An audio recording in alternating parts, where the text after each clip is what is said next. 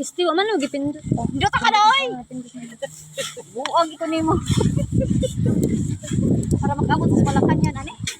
Nga ba? Wala daw.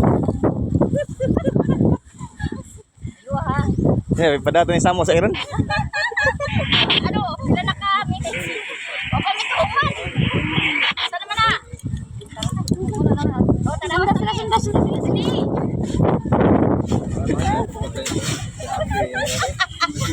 Okay na.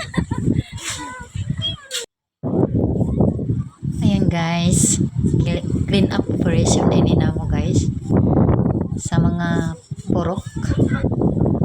Ilimpyo na mo ang pangbaybayon kay pwede mang samoa. Ganito kasi guys pag amihan ang samo mo rigid sa daplin sa baybayon. So kailangan siyang limpyuhan guys kay may bisita na mga guys siyempre samo kaayo ang maong sagbot.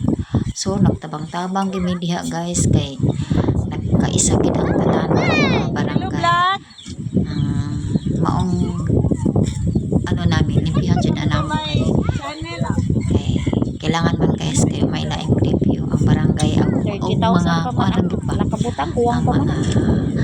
parehonon ra jud ang mo ang limpyo kay siyempre amo ang pareho di ba guys.